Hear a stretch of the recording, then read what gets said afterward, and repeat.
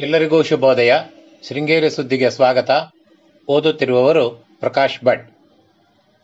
ಶಾಲಿವಾಹನ ಶಕ ಶ್ರೀ ಶಾರ್ವರಿನಾಮ ಸಂವತ್ಸರ ಕಾರ್ತಿಕ ಮಾಸ ಕೃಷ್ಣಪಕ್ಷ ಸಪ್ತಮಿ 7/12/2020 ಇಸವಿ ಸೋಮವಾರ. ನಕ್ಷತ್ರ ಮಖ. ಮುಖ್ಯಾಂಶಗಳು. ಭಾನುವಾರವೂ ಮೋಡ ಕವಿದ ವಾತಾವರಣ ಮುಂದುವರಿಕೆ. ಗ್ರಾಮ ಪಂಚಾಯಿತಿ ಚುನಾವಣೆಗೆ ರಾಜಕೀಯ ಪಕ್ಷಗಳಲ್ಲಿ ಬಿರುಸಿನ ಚಟುವಟಿಕೆ. ಸುದ್ದಿಯ ವಿವರ.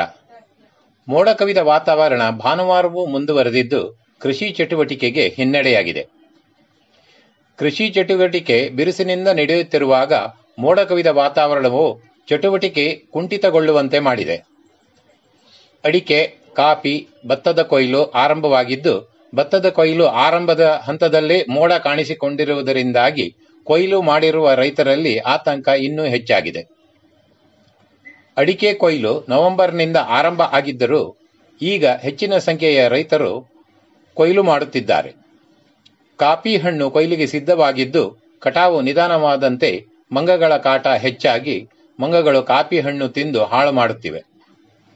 ಕಾರ್ಮಿಕರಿಗೆ ಬಿಡುವಿಲ್ಲದ ಕೆಲಸವಿದ್ದು ರಾತ್ರಿ ವೇಳೆಯೂ ಅಡಿಕೆ ಸುಲಿತವಿದೆ. ಚಂಡಮಾರುತದ ಪ್ರಭಾವಕ್ಕೆ ಮಳೆ ಬಾರದೆ ಹೋದಲ್ಲಿ ಹೆಚ್ಚಿನ ತೊಂದರೆ ಉಂಟಾಗದು ಎಂದು ಅಭಿಪ್ರಾಯಿಸಲಾಗಿದೆ. ಶೃಂಗೇರಿ ತಾಲೂಕಿನಲ್ಲಿ ಡಿಸೆಂಬರ್ ಕೊನೆಯ ವಾರದಲ್ಲಿ ನಡೆಯಲಿರುವ ಗ್ರಾಮ ಪಂಚಾಯಿತಿ ಚುನಾವಣೆಗೆ ಸಿದ್ಧತೆಗಳು ನಡೆಯುತ್ತಿವೆ. ಗ್ರಾಮೀಣ ಭಾಗದಲ್ಲಿ ಚುನಾವಣಾ ಕಾವು ನಿಧಾನವಾಗಿ ಏರುತ್ತಿದೆ. ರಾಜಕೀಯ ಪಕ್ಷಗಳು ತಮ್ಮ ತಮ್ಮ ಅಭ್ಯರ್ಥಿಗಳನ್ನು ಕಣಕ್ಕಿಳಿಸಲು ಅಖಾಡ ಸಿದ್ಧಪಡಿಸುತ್ತಿದ್ದು ಅಲ್ಲಲ್ಲಿ ಚುನಾವಣಾ ಪೂರ್ವ ಸಭೆಗಳನ್ನು ಆಯೋಜಿಸುತ್ತಿವೆ. ತಾಲೂಕಿನ 9 ಗ್ರಾಮ ಪಂಚಾಯಿತಿಗಳಿಗೆ ಚುನಾವಣೆ ನಡೆಯಲಿದ್ದು 26,543 ಮತದಾರರು ಮತ ಚಲಾಯಿಸಲಿದ್ದಾರೆ. ಇದರಲ್ಲಿ ಪುರುಷ ಮತದಾರರು 13,097 ಹಾಗೂ ಮಹಿಳಾ ಮತದಾರರು 13,446 ಇದ್ದಾರೆ. ಒಟ್ಟು 48 ಮತಗಟ್ಟೆಗಳಿದ್ದು 86 ಸ್ಥಾನಗಳಿಗಾಗಿ ಚುನಾವಣೆಯು ನಡೆಯಲಿದೆ. ಶೃಂಗೇರಿ ತಾಲೂಕಿನಲ್ಲಿ ಅಡ್ಡಗದ್ದೆ, ಬೇಗಾರ್, ಧರೆಕೊಪ್ಪ, ಮರ್ಕಲ್, ಮೆಣಸೆ, ವಿದ್ಯಾರಣ್ಯಪುರ, ನೆಮ್ಮಾರ್, ಕೆರೆ, ಕೂತಗೋಡು ಸೇರಿ ಒಟ್ಟು 9 ಗ್ರಾಮ ಪಂಚಾಯಿತಿಗಳಿದ್ದು ಒಟ್ಟು 86 ಸ್ಥಾನಗಳಿಗೆ ಚುನಾವಣೆ ನಡೆಯಲಿದೆ. ಇದರಲ್ಲಿ 46 ಸ್ಥಾನಗಳು ಮಹಿಳಾ ಅಭ್ಯರ್ಥಿಗಳಿಗೆ ಮೀಸಲಾಗಿವೆ.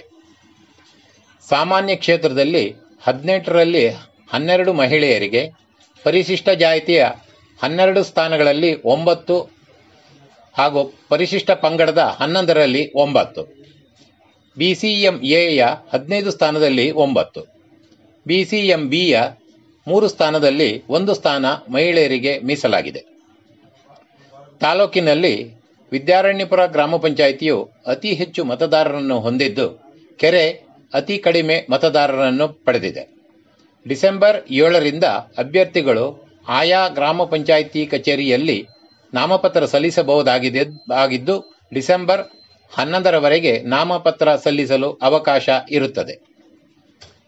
ಕಳೆದ ಗ್ರಾಮ ಪಂಚಾಯಿತಿ ಚುನಾವಣೆಯಲ್ಲಿ 9 ಗ್ರಾಮ ಪಂಚಾಯಿತಿಗಳಲ್ಲಿ 5ರಲ್ಲಿ ಬಿಜೆಪಿ, 4ರಲ್ಲಿ ಕಾಂಗ್ರೆಸ್ ಬೆಂಬಲಿತರು ಆಡಳಿತದ ಚುಕ್ಕಾಣಿ ಹಿಡಿದಿದ್ದರು. ಈ ಬಾರಿಯ ಬಹುತೇಕ ಕಾಂಗ್ರೆಸ್ ಹಾಗೂ ಬಿಜೆಪಿ ಬೆಂಬಲಿತ ಅಭ್ಯರ್ಥಿಗಳ ನಡುವೆ ನೇರ ಹಣಾಹಣಿ ನಡೆಯಲಿದೆ. ಆದರೆ ತಾಲೂಕಿನಲ್ಲಿ ರೈತರು ಅಡಿಕೆ ಕೊಯ್ಲು ನಿರ್ವಹಣೆಯಲ್ಲಿ ತೊಡಗಿದ್ದು ಇದರೊಂದಿಗೆ ಗದ್ದೆ ಕೊಯ್ಲು ಕೂಡ ಅಲ್ಲಲ್ಲಿ ಆರಂಭವಾಗಿದೆ. ಒಂದೆಡೆ ಚಂಡಮಾರುತದ ಹಾವಳಿಯಿಂದಾಗಿ ಮಳೆಯ ಭೀತಿ, ಅಡಿಕೆ, ಗದ್ದೆ ಹಾಗೂ ಕಾಫಿ ಕೊಯ್ಲು ಒಟ್ಟೊಟ್ಟಿಗೆ ಬಂದಿರುವುದರಿಂದ ಕಾರ್ಮಿಕರ ಸಮಸ್ಯೆಯನ್ನು ಎದುರಿಸುತ್ತಿದ್ದು ಮತ್ತೊಂದೆಡೆ ಚುನಾವಣಾ ತಯಾರಿಯೂ ಆಗಬೇಕಾಗಿದೆ. ಒಟ್ಟಾರೆ ಗ್ರಾಮ ಪಂಚಾಯಿತಿ ಚುನಾವಣೆಗೆ ತಾಲೂಕು ಆಡಳಿತವು ಅಗತ್ಯ ಸಿದ್ಧತೆಗಳನ್ನು ಮಾಡಿಕೊಳ್ಳುತ್ತಿದೆ. ಗ್ರಾಮ ಪಂಚಾಯಿತಿ ಚುನಾವಣೆಯಲ್ಲಿ ಅಭ್ಯರ್ಥಿಗಳು ಸ್ವತಂತ್ರವಾಗಿ ಸ್ಪರ್ಧಿಸಬೇಕಾಗಿರುತ್ತದೆ.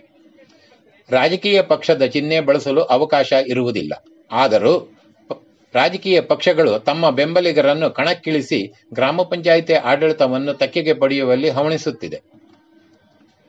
ಪಟ್ಟಣದ ಭಾರತೀ ಬೀದಿಯ ಕಲ್ಲು ದೇವಸ್ಥಾನದ ಶ್ರೀ ಮುದ್ರಾಡಿ ಸುಬ್ರಹ್ಮಣ್ಯೇಶ್ವರ ದೇವಸ್ಥಾನದಲ್ಲಿ ಭಾನುವಾರ ದೀಪೋತ್ಸವ ನಡೆಯಿತು. ಶ್ರೀ ಶಾರದಾ ಪೀಠದ ಶಕ್ತಿ ದೇವತೆಗಳಲ್ಲಿ ಒಂದಾದ ಶ್ರೀ ಕೆರೆ ಆಂಜನೇಯ ಸ್ವಾಮಿ ದೇವಸ್ಥಾನದಲ್ಲಿ ಕಾರ್ತಿಕ ಮಾಸದ ದೀಪೋತ್ಸವವು ಶನಿವಾರ ನಡೆಯಿತು. ಜಗದ್ಗುರು ಶ್ರೀ ವಿಧುಶೇಖರ ಭಾರತಿ ಸ್ವಾಮಿಗಳು ದೀಪೋತ್ಸವದಲ್ಲಿ ಪಾಲ್ಗೊಂಡಿದ್ದರು. ಅಡಿಕೆ ಧಾರಣೆ. ಶೃಂಗೇರಿ ಮ್ಯಾಮ್ಕೋಸ್ನಲ್ಲಿ ನಡೆದ ಅಡಿಕೆ ವಿಕ್ರಯದಲ್ಲಿ ಧಾರಣೆ ಈ ರೀತಿ ಇದೆ.